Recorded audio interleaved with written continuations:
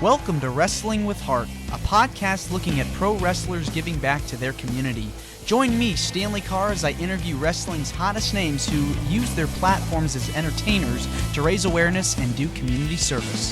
Hello, and welcome to another edition of Wrestling with Heart. This is the show where we talk with professional wrestlers and professional wrestling personalities about their lives in and outside of the ring, as well as doing acts of charity work, community service, volunteering, and just spreading positivity. We're all about the positive vibes here on the show.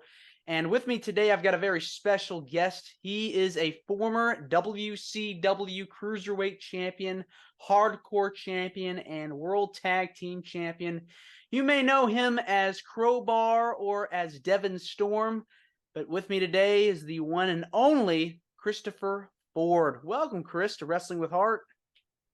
How are you, man? Good to be spreading some positivity. The world needs it right now. So this is a good thing. Definitely is. All right, so let's get started. Tell me about your upbringing and childhood. Where are you from? From Rutherford, New Jersey, right near the Meadowlands, giant stadium, little small suburban town, public school, been involved in the church since I'm a very young kid. Really small town with big time dreams. I'll never forget when I spoke to my high school guidance counselor. She goes, "What do you want to do?" I go, "I want to be a pro wrestler and a physical therapist." And she looked at me, and in hindsight, justifiably so, like I had about 18 heads, because it's not two things that usually go together. At that time, physical therapy was a very intense, difficult profession to get involved with. The schooling was difficult to be accepted into. So having those two things as goals were very out of the norm, and thought not to be a great idea. But for the most part, small town football, Cub Scouts, church, the whole nine yards. Pretty much a really small town upbringing. I was a very weird kid. I was definitely one of the weird kids. Back then, they never diagnosed ADD, ADHD. We were just weird. So I was definitely that weird kid. Had a very horrible stutter growing up. Couldn't get two words out edgewise, and see, I wasn't always this cool guy I am now. You got to understand that. Mm-hmm. But very strange childhood, social outcast, but I had a handful of really good friends that were weird just like me. Well, it's always good to find people that you have stuff in common with and can relate to, and that's what brings friends together, and that becomes your family, that becomes your crew.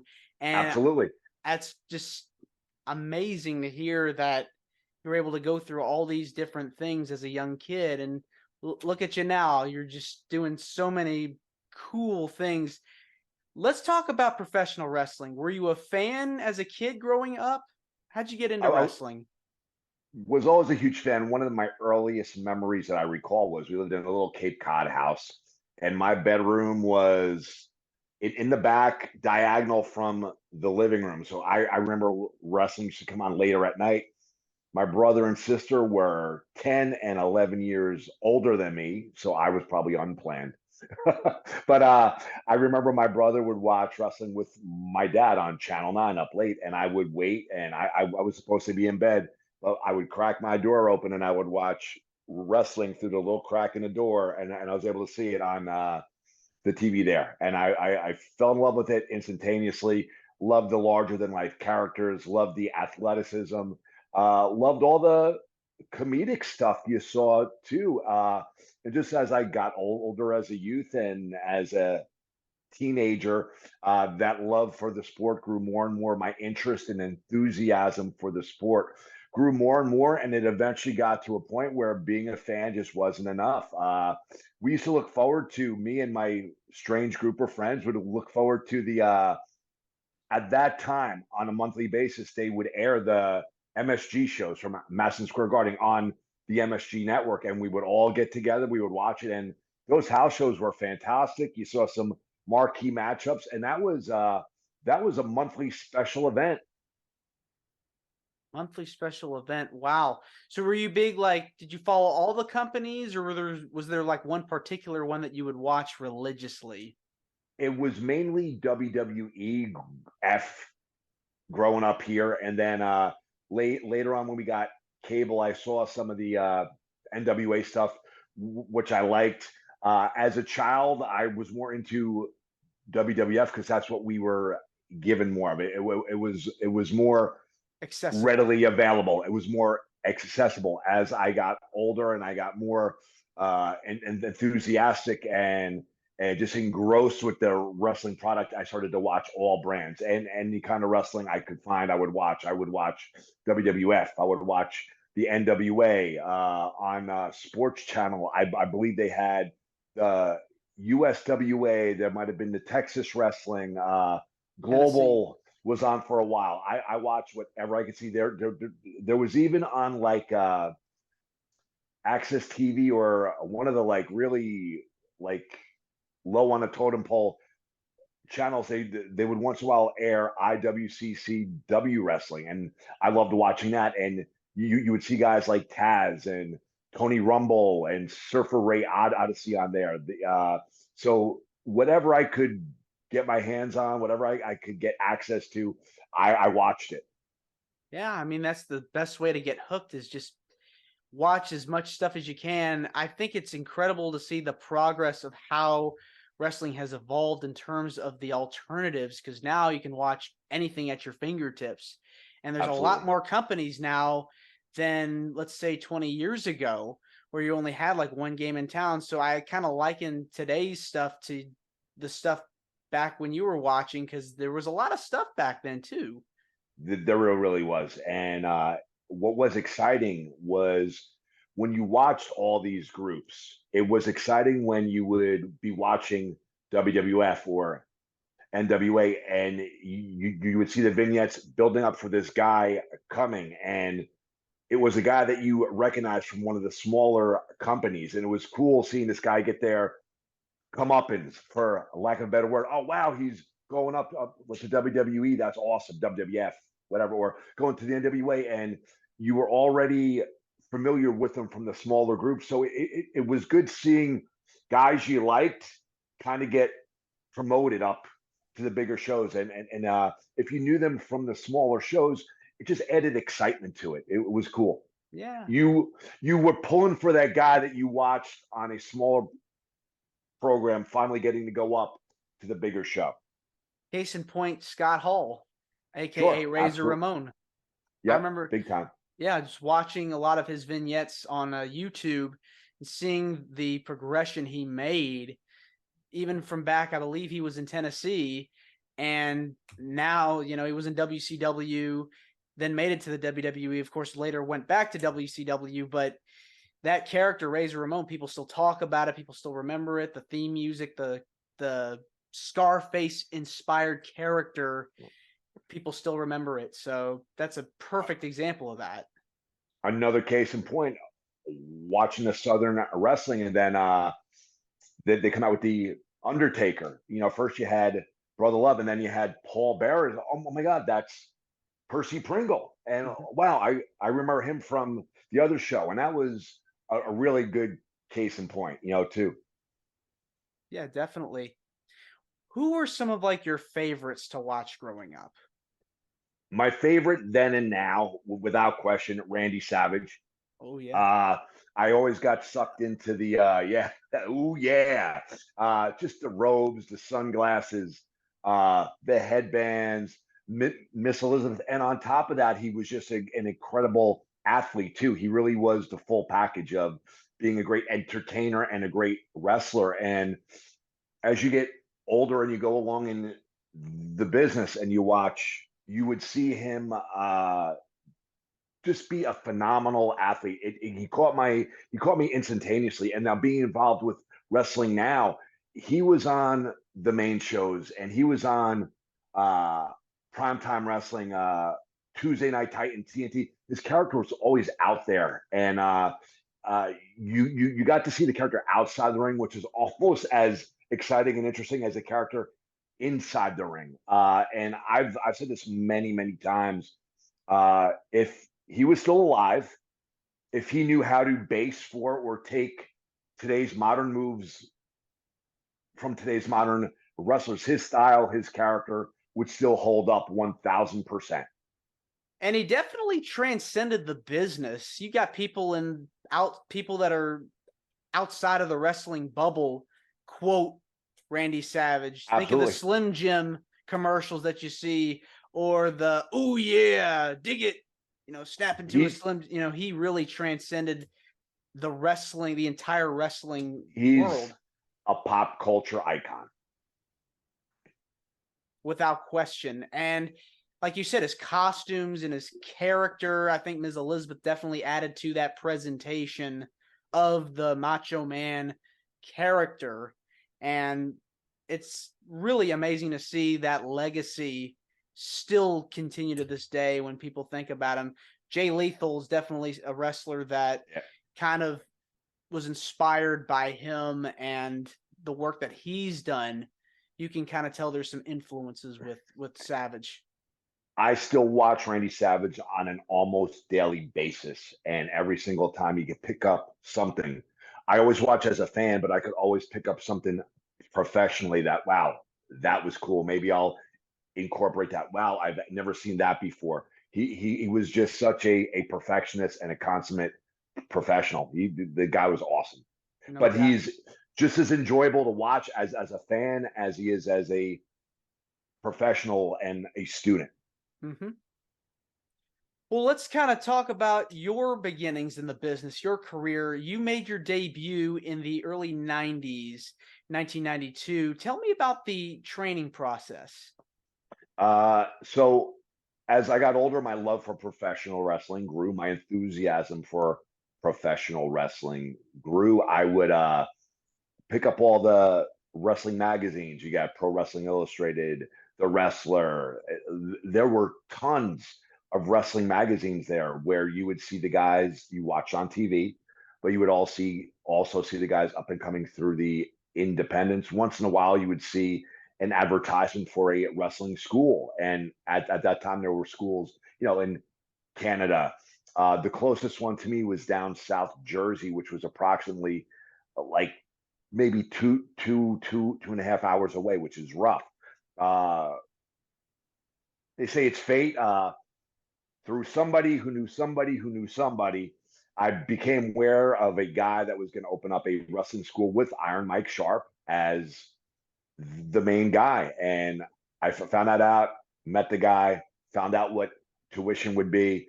I knew it would be opening in approximately 6 to 8 months. I immediately got a job at a local catering venue that did like weddings and communions and bar mitzvahs, like a big catering hall as a bus boy. And I worked Friday, Sunday, Saturday and Sunday whenever I could. I would do double shifts. I saved my pennies, and as soon as I had enough, 2-3 times a week I would drive down to Bricktown, New Jersey, which was about an hour and 15 minutes or so a lot closer than 2.5 hours. Big difference, especially on a school night. I was still a junior in high school, and I went to Iron Mike Sharp's pro wrestling school, and that I first got involved and got my hands on the basics. Definitely, it's not an easy thing becoming a professional wrestler. It takes a lot of discipline, and it's intense. The workouts you guys do, the drills. I've seen some videos of like pro wrestling training. It's not ballet at all by any stretch of the imagination. And I'm not downplaying what guys go through now, but it was a lot different back then. Before they took your money to train you, it was almost like you had to be vetted. They didn't let anybody in to become a professional wrestler. They let you do a few sessions, make sure you really wanted it. They banged you up pretty good, not hurt you, but like they banged you up to make sure you wanted to do it, and you had to show them that you really wanted to be part of the industry and in order to be accepted, um, for lack of a better word, into the wrestling culture. what were some of the things that you experienced that you can kind of give an example of when you're talking about some of the things that you had to do in order to. Just a lot of bumps. They would get you into some holds and apply some pressure. Not enough to injure you, but enough to, they're there, and they would blow you up, meaning it gets you really fatigued where you're sucking wind.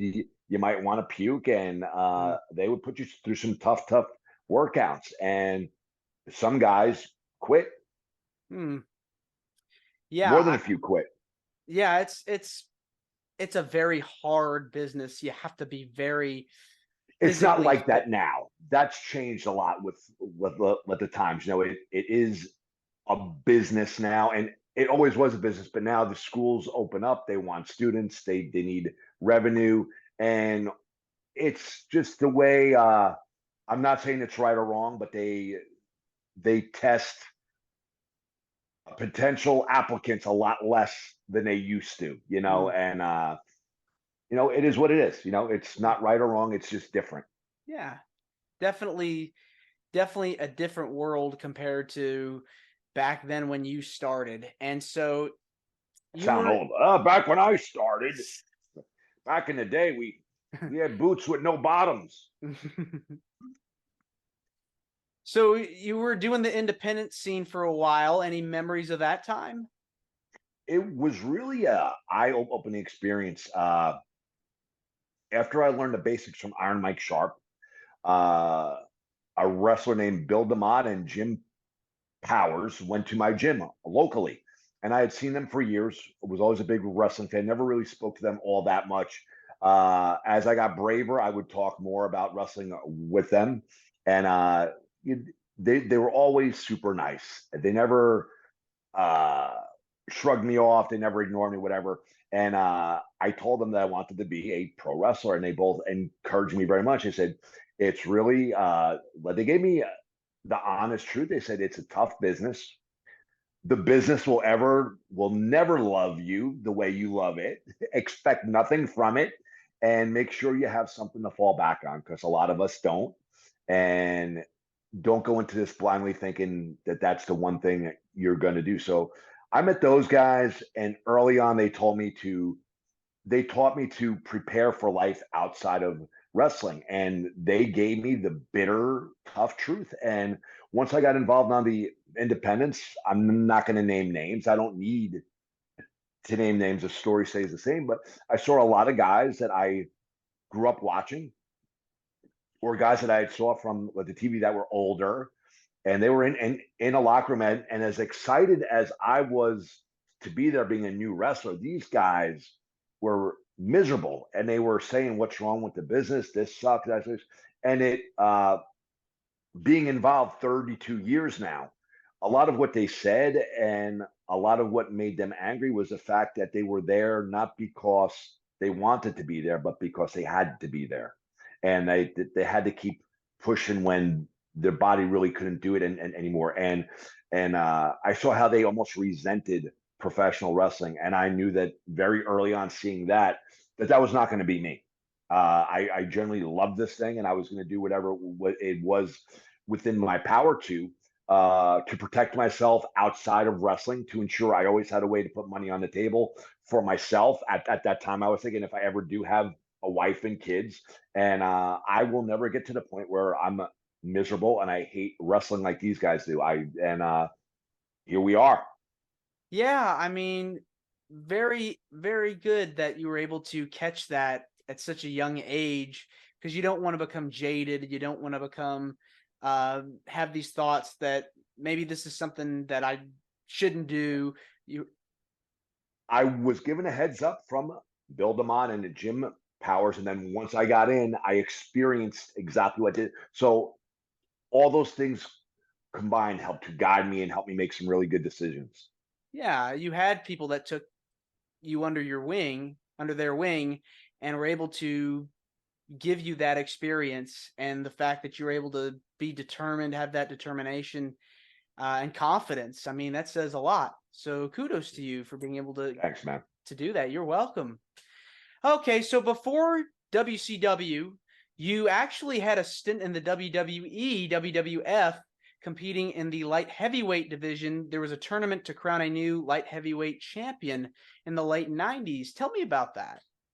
I'll take you back before that. Actually, before that, I actually had a stint first in WCW as Devon Storm. Oh, Mullet, wow. neon green and black. I wrestled Conan on Nitro, and I had a few matches on WCW Saturday Night. From there, I went to ECW for about a year. I totally did not fit the culture there at all. And then from there, uh, went back to WCW with my partner Ace Darling for a little bit, doing tag team matches on Saturday night. We were glorified enhancement guys. And then I finally, both me and Ace got a call to go up for the WWE heavyweight division. And all this while I was still a full-time student. So it was kind of cool. Yeah, we definitely had Ace Darling on the podcast a while back, and he was talking He's a good about dude. great dude. We're talking about times wrestling for WCW. That period, that Monday Night Wars Attitude Era period, was just a big, big boom for the wrestling business. Lots of people, both companies had people switching sides, and you didn't really get to hear a whole lot about the undercard, the mid carders, as much compared to your main event talent and the big stars, the mega stars that you guys know about. But the light heavyweight division, you had some incredible talent there.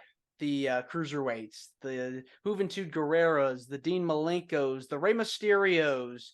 Tell me about how you kind of got involved with that division. As a fan, I actually thought it was a great show, Nitro, when it was hot.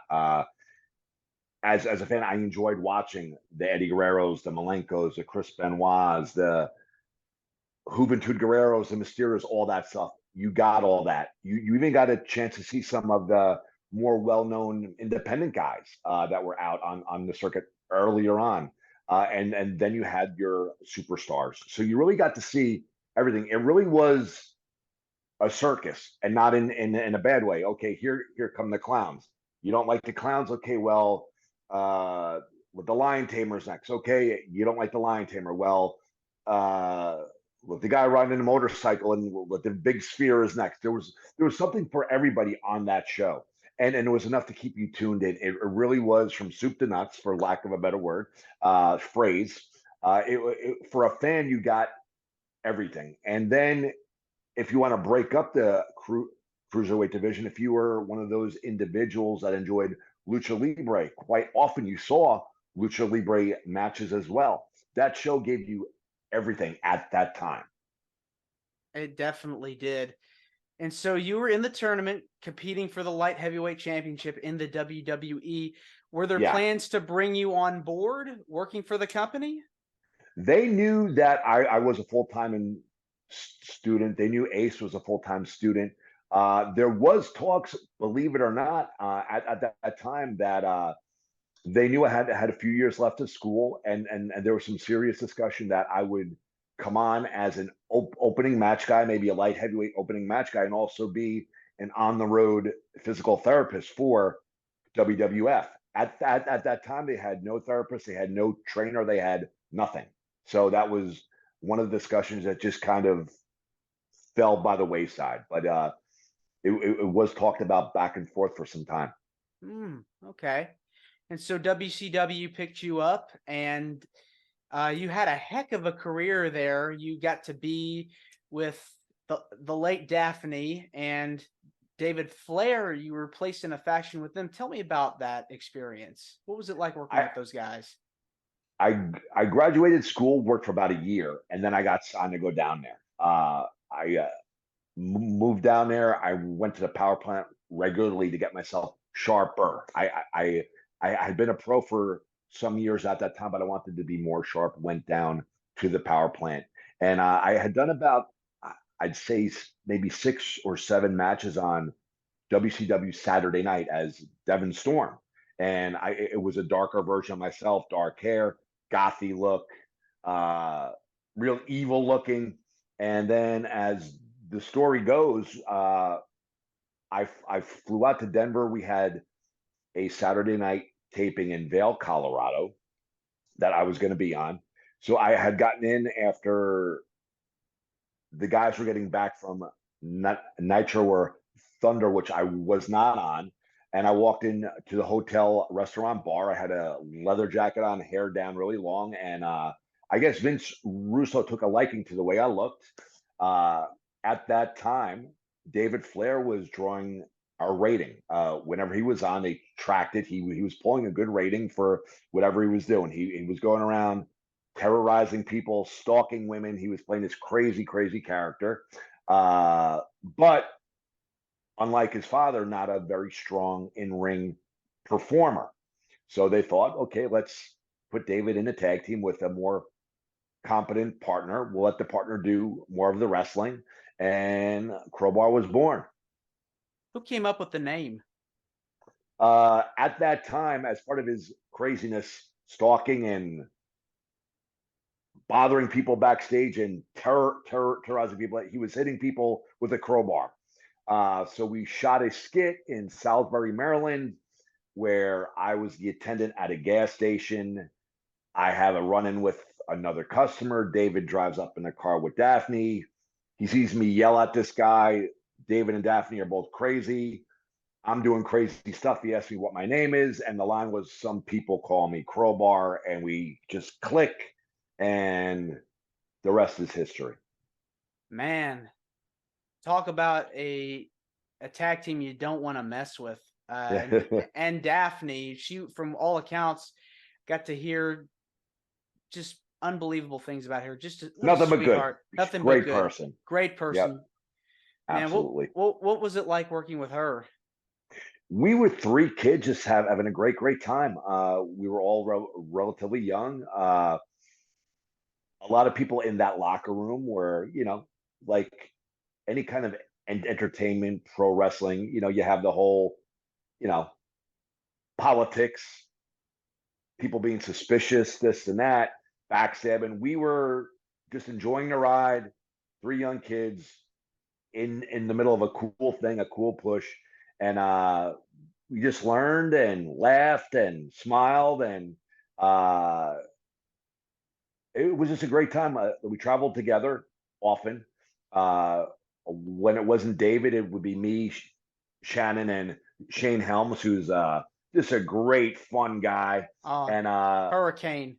yes, and as we got more involved with the character and stuff, Shane Helms and myself started to train Shannon to do some moves, and we added them into the matches, and it was just a great friend, great person. Walk into a room, light up a room, great personality, never a bad thing to say about anybody.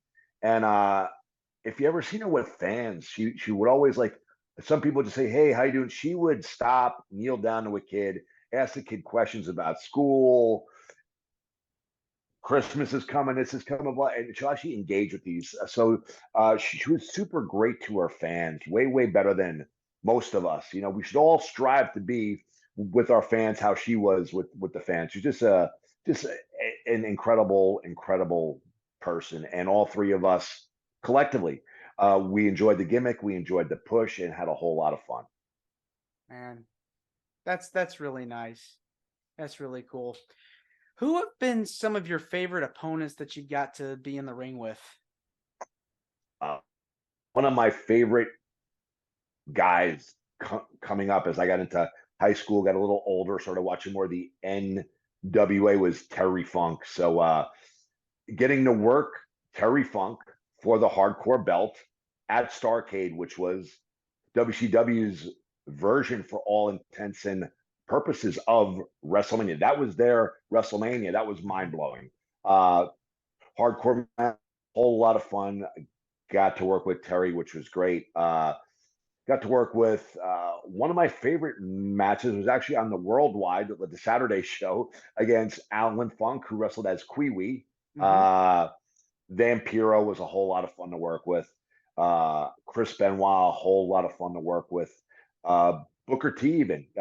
There's a laundry list of just great wrestlers that had I not been signed, I probably would have gotten the opportunity to wrestle with. But it's, it was just a great ride, man. It was cool. Were you with the company at the time that WCW closed? I was released just before it was sold. Okay. Were there plans? Were you in talks with WWE possibly going there following the sale? What? After I got released, I had several dark matches. Great reaction. I'm not a delusional guy. A lot of people, oh, I got a great no, like I got a great response at the Garden, great response, Hartford Civic Center, as well as Philly at the First Union, I think it was called at that time, and a lot of people backstage swearing up and down that I'd be signed. I had with the smart marks, the sheet guy saying that I'd be signed, and just it didn't happen. And in hindsight, it's probably the best thing that never happened to me. Had I got signed, I probably never would have met my wife, opened a business, had my two wonderful kids, and so again, at that time, it was rough, but in hindsight, I could say without question, without reservation, the best thing to never happen to me. Well, kind of on a even positive note, we'll kind of switch gears and talk about the stuff you've done outside of the business. You're also a certified personal trainer, physical therapist. How did Physical you therapist for physical 25 therapist? years. Yeah. Tell me about how you got involved with that. You said you wanted to do it since high school. Yeah. I injured my knee my freshman year of high school playing football. I injured my other knee my junior year of high school playing football. Went through a lot of physical therapy. Really enjoyed it. It- uh, so again, at that time, a bad thing. I hurt myself once. I rehab it. I hurt myself second time. Rehab it. At that time, you're bummed. You're out of football. You're not playing. In hindsight, you always look. I always say God has a plan, especially every time I look back throughout my life, had it not been for those two injuries, I would have never been exposed to physical therapy. Who knows what I would be doing right now? So a really great thing. I applied to Keene University. It was a state college. Uh, it really was the only one I could afford. So, and at that time, they got thousands of applications. You couldn't just go to be a physical therapist. You had to apply for the program. You had to take a set of prerequisite classes, and after you took those, you would apply for that major. You couldn't just get the major, and they got a few thousand applicants each year. They accepted 32, and I got in. And the way I got in was I pursued wrestling. I pursued physical therapy. I went to the gym at night. Uh, I went to school. I did my homework. Went to the gym at night. Wrestled on weekends, and had zero social life. So I always tell people that have something, if you want to pursue pro wrestling, you need a backup plan. And so often I hear from the kids, there's no time. It's too hard, this, that, and the other thing. I did what I did when there was no such thing as online class. No such thing. Didn't exist. You had to physically go to the class. You physically had to do the work there.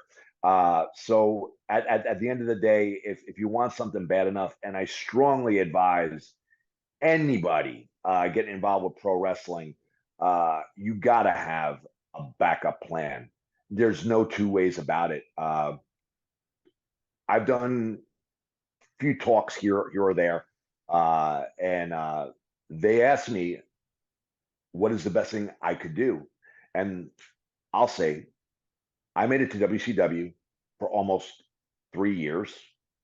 I held the cruiserweight title, the tag title, the hardcore title.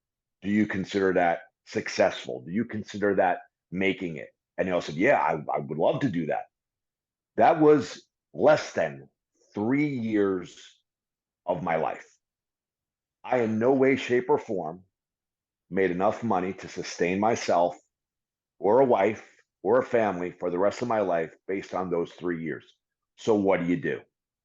And you got to prepare for life outside of wrestling. I have a major issue, and it's all well and good for motivation. You go on YouTube and you'll hear Arnold Schwarzenegger, you'll hear The Rock, you'll hear this, and they got music set back, and there's these highly motivational videos, and it's always something to the effect: if you want something bad enough, you put all your and energy into it. Know that you will achieve it. Know that nothing could stop you, and direct all your energy into that goal, and you'll get it.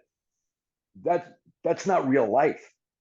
There's phenomenal independent pro wrestlers out there that will never make it, and they just never may be at the right place at the right time. They may never be given the correct opportunity. They may not meet the right people. There are phenomenal musicians, actors, actresses, all kinds of people in entertainment that are very super goal driven, and they have all their energy into one thing. And you got to have a plan B. And there's no reason why you can't have a plan B. I always say reach for the stars, but do it responsibly, because what if? And I just get really hot at all these videos. I feel they're very misleading. I feel like they're not uh, real life. It feels great when you go up on stage and you motivate youth, kids in school, kids in college, and it is great for them to have a dream. It is great for them to have a vision. It's all for them to pursue that. But you got to prepare. The world is a cruel place, and you could put all your energy into something and still not get it, and that's a harsh reality. You gotta have a plan B. You gotta have a plan C, and it's that plan B that I had when WCW ended. I was able to easily transition back into that, and I went from full-time pro wrestler, part-time physical therapist, to full-time physical therapist, part-time wrestler. I've taken off for 8, 9, 10 months at a time when real life uh, was just too busy and I couldn't wrestle. And fast forward to where we are now. I'm 32 years in the pro wrestling industry. I'm able to participate. I'm able to excel. I believe I'm able to do these matches, and it's on my own terms. And it's because I had a plan B that I'm able to do that. It's enabled me. It's empowered me to still pursue my dream. Where it goes, I have no idea, but I'm having a hell of a good time. So that's just a huge thing. I did it. I did it at a time when there was no online classes. They didn't exist. Uh, I pursued two things that required 100% of my attention. I somehow found a way to make it work. Uh, Anybody aspiring to be a pro wrestler, or I'd argue in any kind of entertainment, you got to have a solid plan B. Yeah, there's definitely a lot of truth to what you're saying there, because it is a tough world out there, and it's very rough. It's not an easy path to carve. And shoot for the stars, freaking do it. Just do it responsibly. That's all. Just in case, be it another major, another career, a trade, a business. Have that thing waiting just in case. Yeah. And a lot of those YouTube videos, a lot of those whatever, get a lot of clicks because they sound great. They filter in this very motivational music, and it's great. And I love it too.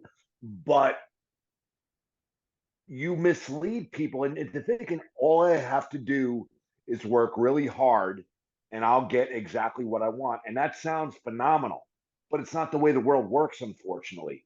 You got to have a plan, maybe a plan B that you still like. It's something else that you like. It doesn't have to be drudgery plan B, but find a plan B that you can do, and that there's a future in, and that you could support yourself and your family doing. I get super mad when I hear these motivational videos, or I've spoken to youth that come to me as patients and say, "Oh no, this is my goal. If I have a plan B, then I'm admitting that I'm going to fail." I said, "No, you're not admitting you're going to fail. You're admitting that you got something else just in case." Again, I go back to when I talk to aspiring wrestlers or young wrestlers, I go, I was in WCW for almost 3 years, Cruiserweight Hardcore Tag Champion. Do you consider that successful? And they all say, yes, I would love to have had an opportunity like that. What I made in those almost 3 years was not enough to last me the rest of my life. There's you have your Rocks, you have your John Cena's, you have Stone Cold Steve Austin. Those are all exceptions, not the norm. It's great that those guys had great success, and it's easy for somebody that's had great success to tell people all you have to do is commit to it 100% and pursue your dreams, and you're going to get it. It doesn't happen like that. Not all with the time, at least. For every Rock, for every Stone Cold, for every John Cena, for every whoever, there's a million people that put in the same amount of effort that just worked just as hard and didn't get the same result. Yeah. Somehow, some way, if you just build a future in something that you want to pursue and do for a living, there's another avenue for you to go towards. And if you have plan B, like it empowers me, it enables me at 49 years old to go out there and bust my butt and have a great time doing what I love doing. Definitely, there's a lot of similarities between pro wrestling and physical therapy, especially with a lot of injuries, and it still requires some of that physical work, albeit probably not as treacherous as pro wrestling is. But tell me about some of the similarities you've noticed when working with people in physical therapy that learned from professional wrestling. Uh, I've I've been able to help a lot of people because a lot of injuries that I see are injuries that I've had myself. I've dealt with myself, and when it's yourself, you really dig deep. You analyze what's going on. You want to get yourself better. So one of the things that's kept me going over 32 years, and as I say, at 32 years in wrestling at the level that I do, that not many people my age, not many of my peers can say, it's that physical therapy background has enabled me to identify and treat problems before they become bigger problems. Historically, professional wrestlers are not people that rush right to the doctor. Many, unfortunately, are uninsured, so they can't afford to go to the doctor, or they choose not to, or whatever the case may be. A lot of professional wrestlers are very proficient in the gym, but they think that gym knowledge translates into physical therapy knowledge, and it doesn't. And unfortunately, a lot of these guys try to treat their own injuries, or they try to manage their injuries with gym knowledge, and they end up making these problems worse. So just having a professional wrestling background combined with a physical therapy background, I believe, has enabled me to keep wrestling all this time. It's helped me to help other pro wrestlers. I do consultations where I confidentially help people that may have an injury. They might be in the middle of a big push, or they may foresee a push coming in the future. They don't want to go out injured. I always tell them professionally, as a physical therapist, a prudent thing would be to rest and not wrestle. But that being said, if you're going to pursue this and you're going to attempt to continue the wrestler, here's some things that might help you do it without making your injury worse, or maybe help heal your injury along the way. It's two knowledges that come in very handy for myself, as well as many of the people that I deal with Why do outside you of the Yeah. general population.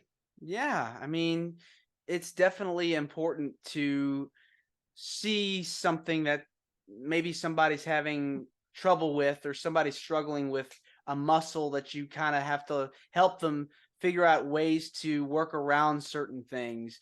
Why do you feel passionate about helping out in your community? Uh, I genuinely love physical therapy. So when I had to go from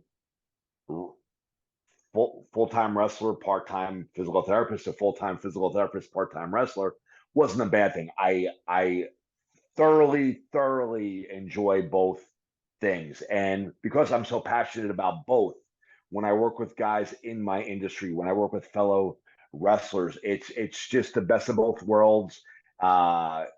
It's a different experience than when I'm dealing with regular patients, because I'm stretching somebody out, or I'm showing somebody how to make themselves well, and we always get off on a little tangent and we talk wrestling talk a little bit, and it really makes the whole experience an amalgam of two things that I love doing.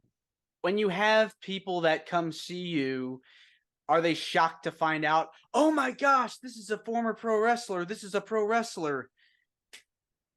Many people already know because my practice is in my hometown. So my history within professional wrestling is very well documented locally. So a lot of people know. Once in a while, I'll get a wrestling fan that's not aware of my other professional come in, and they'll say, "You look a lot like whatever." Well, my hair's pulled back. Yeah. I may have my glasses on instead of my contacts, but eventually they'll say, "Oh, you look a lot like," and then there we go. If you go to my Twitter page, I have my demo video. There's this big guy with a half a mask on there, and his name is Adam Kerr. He came into my practice. Now it's probably got to be 6-7 years ago as a patient, wrestling fan, but a patient, non-wrestler. Recognized me. We formed a rapport, a friendship over professional wrestling. And after his rehab, I helped to get him involved with a local wrestling school, and now he works with me on and off on the independent scene. And you're giving him. And he started out as a patient. Yes. Yeah, you're giving him the tips and the knowledge that you're passing along to me and to anybody that, as a fan or somebody that wants to pursue the business in some form or fashion. So it's incredible. Ed is just so awesome. Well, Chris, I want to say thank you for coming on to Wrestling with Heart. It means a lot to me and to the listeners and viewers. Where can people find you on social media? If you've got anything you want to plug or promote, feel free. Like I said, it's one of the most challenging things of being involved in pro wrestling right now is time. I am a perfectionist. I like to work hard. I like to better myself. I always like to do a better match. But I have a full-time business. I own my business. I'm a husband. I'm a dad with 2 kids. I like to be a present dad and active in all their activities. So although there are a lot of social media avenues out there, I'm mainly on Twitter. I only have time to do one right now. So at WCW Crowbar, you can find me there. If I get into character, don't take it seriously. I'm a bad guy. Don't take it too seriously, but I will once in a while share a few glimpses into real life, and you can tell what's what. Oh, man. So cool. Thank you again for coming on to the show, and you're more than welcome to come back. Thanks so much, man. Great talk. Yes, definitely. Take care. Have a wonderful day. Positivity. I love it. All right. Have a good one. This is Wrestling with Heart. I hope you found this podcast to be informative and entertaining. If you did, please hit the subscribe button and look out for the next edition.